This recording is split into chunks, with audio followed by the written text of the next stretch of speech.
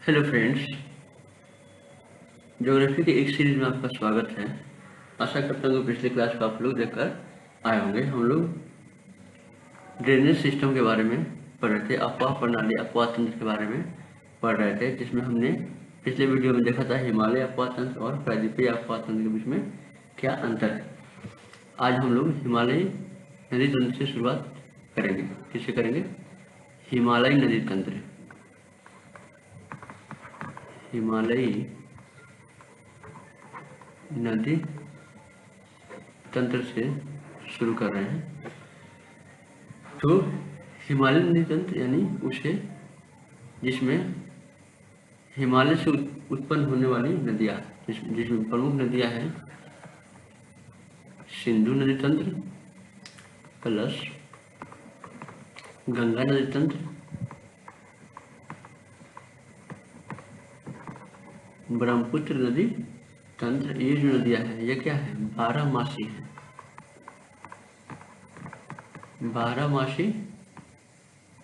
12मासी नदियाँ हैं, यानी सालों भर इन नदियों में क्या रहता है? जल भरा रहता है। आयतन की दृष्टि से भारत का सबसे बड़ी नदी तंत्र, भारत की सबसे बड़ी नदी तंत्र है। सबसे बड़ी नदी तंत्र है। ये जो है अंतर्राष्ट्रीय क्षेत्र में विस्तृत है। क्या है? अंतर्राष्ट्रीय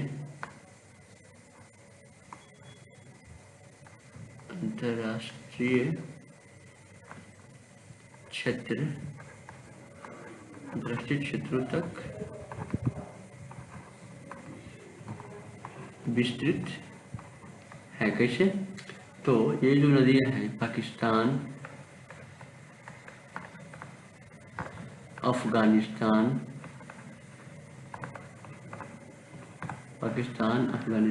चाइना, नेपाल, भूटान,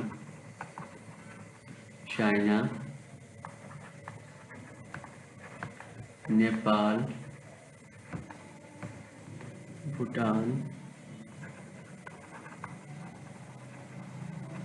म्यांमार, बांग्लादेश आदि क्षेत्रों का प्रवाहित होते, इसलिए इसे अंतर्राष्ट्रीय नदी तंत्र कहते हैं। इन्हीं नदियों के द्वारा बृहत उत्तर भारतीय मैदान के निर्माण है। इन नदियों द्वारा बृहत उत्तर भारतीय मैदान का निर्माण हुआ है।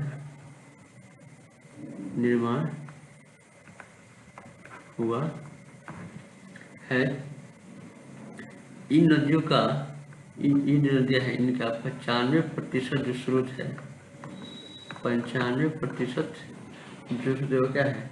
हिमनद है। क्या है? हिमनद यानी ग्लेशियर से इन नदियों का जल की आपूर्ति होती है। ये जो तीनों नदियां हैं सिंधु, गंगा और ब्रह्मपुत्र, ये क्या है? तीनों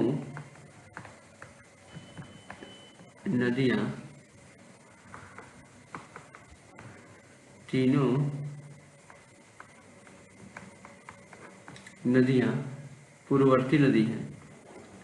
क्या है? पूर्ववर्ती नदी है। इसका मतलब क्या हुआ? इसका मतलब यह हुआ कि जब हिमालय का निर्माण नहीं हुआ था, तब से नदियाँ क्या हो रही है? अपने क्षेत्र में प्रवाहित हो रही है। और हिमालय के बनने के बाद क्या हुआ है? वह नदी अपने मार्ग को बनाए हुए है और अभी भी अस्तित्व में है। तो हम जानते हैं कि हिमालय का निर्माण कैसे हुआ था। हिमालय का निर्माण जो हुआ था ये था क्या? Eurasian plate. ये यूरेशियन प्लेट था और इधर से आया इंडियन प्लेट और इधर टक्कर मारा तो क्या हुआ? यहाँ हमारा हिमालय पर्वत का निर्माण हुआ। और इसी हिमालय पर्वत से ये तीनों नदियाँ निकलती हैं। एक इधर से बहती है सिंधु नदी, दूसरी गंगा ऐसे बहती है और तीसरी सांगपो ऐसे बहती है। सिंधु, ब्रह्मपुत्र और गंगा नदी प्रवाहित होती है।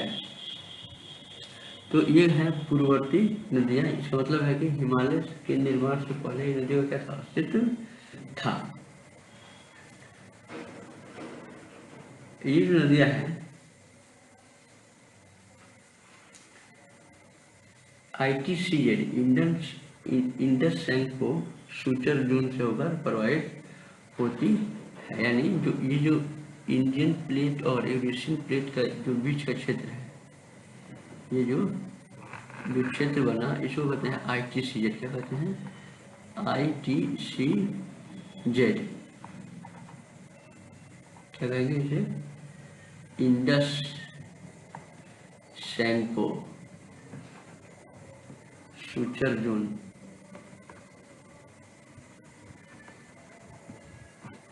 इंडस सैंगपो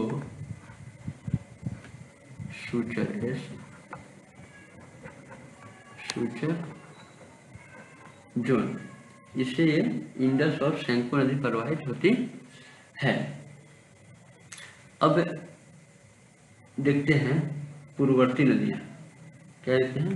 पूर्ववर्ती नदियाँ। ये जो है पूर्ववर्ती नदियाँ। तो हम हिमालय का निर्माण जब पढ़े थे, जब हमने हिमालय का निर्माण पढ़ा था, तो हम हिमालय के 3 श्रेणी देखे थे ना। हिमालय के 3 श्रेणी देखे थे। ये हमारे हो गए हिमालय के 3 श्रेणी। इसका नामकरण करते हैं। ये सबसे ऊपर दिख रहा है, ये क्या है? हिमाद्री है। क्या है? हिमाद्री। ये सेकेंड नंबर हिमाचल और तीसरा शिवालिक है। कौन है? शिवालिक है। तो और हिमाद्री के ऊपर का जो क्षेत्र है, ऊपर का जो यह क्या है? ITCZ। क्या है?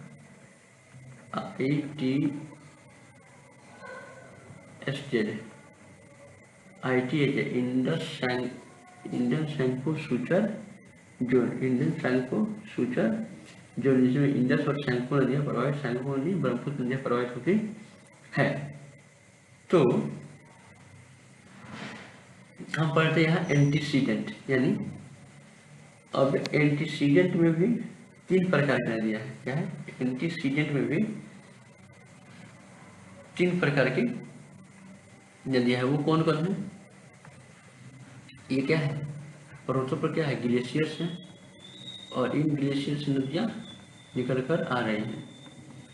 तो एक नदी वो है जो इन तीनों पर्वतों को काटते हुए आ रही है।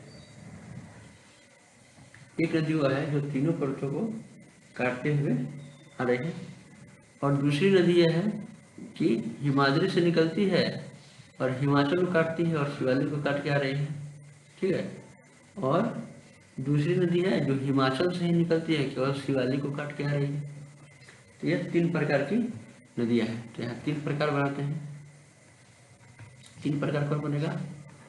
पहला बनेगा जो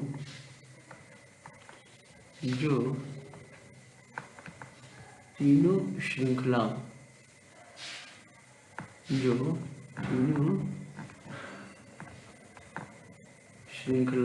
को काटती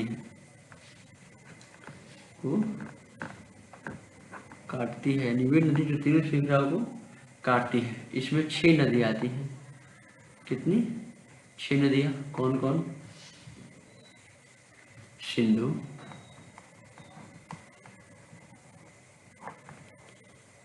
कौन? पहला सिंधु, दूसरा तीसरा, चौथा, पांचवा, छठा। सिंधु, गंगा, सिंधु, गंगा, ब्रह्मपुत्र, ब्रह्मपुत्र, घाघरा, घाघरा, कोसी, कोसी और सतलुज, कोसी और सतलज। यानी ये जो नदियां हैं जो पूर्ववर्ती नदियों में जो तीनों श्रृंखलाओं करती हैं, वो 6 नदियां हैं। कौन कौन? सिंधु, ब्रह्मपुत्र, घाघरा, कोसी, सतलज और गंगा। ये 6 नदियां जो है क्या है? पूर्ववर्ती नदियां हैं जो तीनों श्रृंखलाओं को काटती हुई आती है। दूसरा ग्रुप है, दूसरा कैटेगरी कौन है? जो 2 श्रृंखलाओं करती है, जो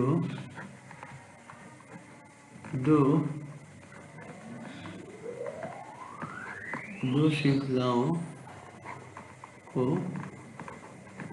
काटती हैं। इसमें 4 है, इसमें 4 नदी है। कौन कौन नदी? 4 है। 4 कौन कौन है? तो यमुना, यमुना, रामगंगा, झेलम, झेलम और रावी। झेलम और रावी, ये 2 श्रृंखलाओं को काटकर यानी हिमाचल और शिवालिक को काटकर भारत में प्रवाहित होती है। और तीसरा बच गया, केवल एक श्रृंखला को काटती है, जो केवल एक श्रृंखला यानी शिवालिक, शिवालिक को काटती है। वो कौन है? ये 2 नदियां। कौन है? 2 है। ऐसी 2 नदियां हैं जो शिवालिक केवल पूर्ववर्ती नदियों केवल शिवालिक को काट के आती है। कौन है? कमला, कमला और राप्ती। कमला और राप्ती 2 नदियां हैं जो केवल शिवालिक को काटती हैं। ये हुए क्या? ये हुए पूर्ववर्ती नदियों की कहानी। कौन? पूर्ववर्ती नदियों की कहानी। अब चलिए आगे बढ़ते हैं, आगे बढ़ते हैं और सिंधु नदी तंत्र को समझते हैं। सिंधु नदी तंत्र को समझने की कोशिश करते हैं। बारी बारी से सभी नदियों को देखेंगे। पहले सिंधु नदी तंत्र। कौन? सिंधु नदी तंत्र। तो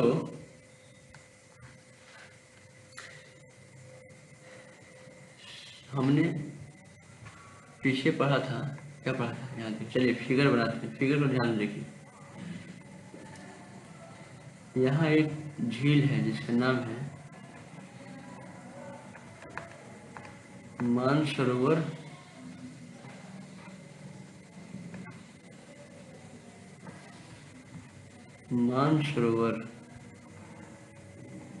झील। कहाँ है? कैलाश पर्वत के पास। ये क्या है? कैलाश पर्वत। क्या है? कैलाश पर्वत।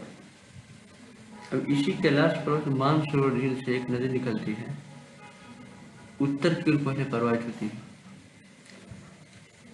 उत्तर की ओर प्रवाहित होते हुए भारत में प्रवेश करती है और पश्चिम को प्रवाहित होती है और फिर टर्न लेती है और प्रवाहित होते हुए पाकिस्तान जाते हुए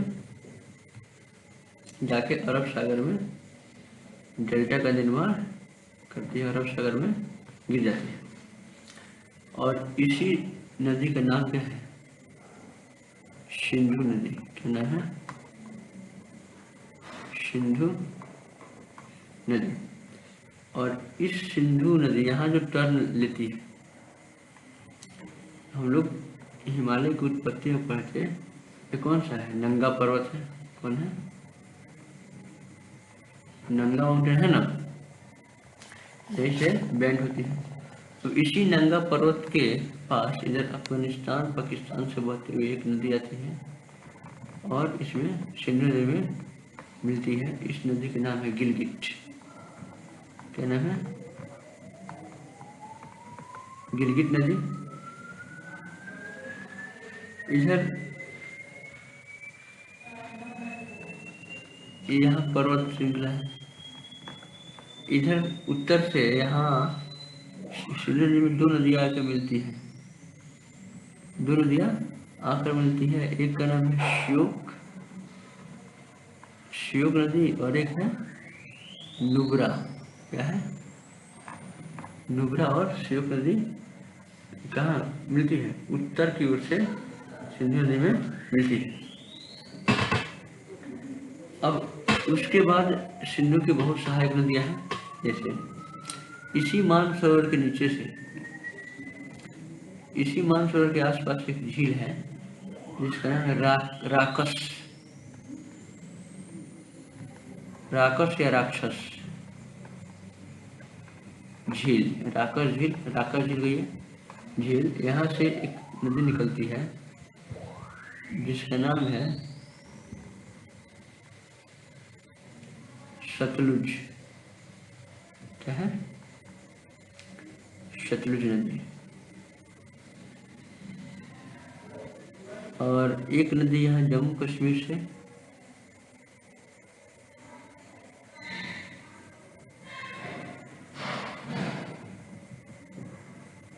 झेलम। कौन? झेलम नदी। उसके बाद झेलम में दूसरी नदी मिलेगी चिनाब। चिनाब के नीचे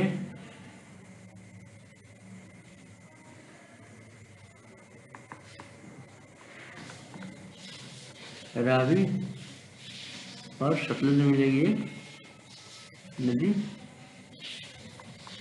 ब्यास। ये हो गया, ये पूरा है सिंधु नदी तंत्र। क्या है? सिंधु नदी तंत्र है जिसमें ये कौन है? गिलगिट, श्योक, नुब्रा, झेलम, चिनाब, रावी, ब्यास और सतलुज। ब्यास और सतलुज ये है सिंधु नदी तंत्र। अब इसके बारे में अब लिखना शुरू करते हैं। इसके बारे में लिखना शुरू करते हैं। तो कुछ विशेष जानकारी देखिए, झेलम और सतलुज। झेलम और सतलुज जिस स्थान पर एक दूसरे में मिलती है उस जगह को क्या बोलते हैं? मिठानकोट। कहाँ? मिठानकोट में झेलम और सतलुज एक दूसरे से मिलती है। और जब ये नदी जाकर यहाँ सिंधु मिलती है तब तक इसे क्या कहते हैं? इसे पंच नद कहते हैं। क्या कहते हैं? पंच नदी। यानी झेलम, चिनाब, रावी, ब्यास और सतलुज, ये पांचों नदी का जब जो है क्या मिलता है? सिंधु नदी में जाकर मिलता है, इसलिए क्या बोलते हैं? पंच नद कहते हैं। आगे अब इसके बारे में कुछ लिखते हैं। तो ये जो है विश्व की लंबी एवं आयतन वाली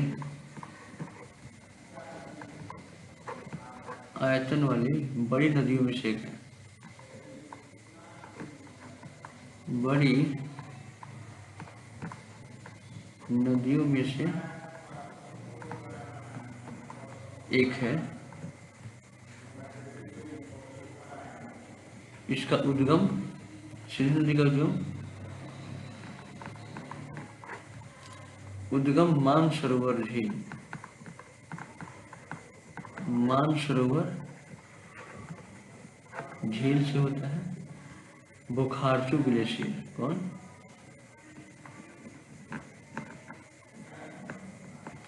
बुखारचू ग्लेशियर्स होता है। ये जो है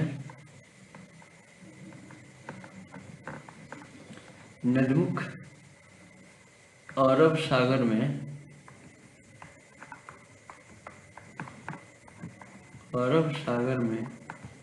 डेल्टा बनाती है। डेल्टा बनाती है कहाँ? कराची के पास। कराची के पास हम पढ़ चुके हैं कि ये क्या है, यह एक पूर्ववर्ती नदी है। पूर्ववर्ती नदी है और इसकी सहायक नदियाँ को देखते हैं। इसकी सहायक नदी में लेफ्ट बैंक,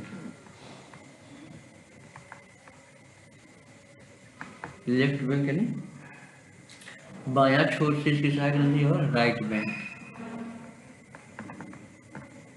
दायां छोर से इसकी सहायक नदी को देखिए। तो लेफ्ट बैंक से कौन कौन है? तो लेफ्ट बैंक से झेलम, चेनाब,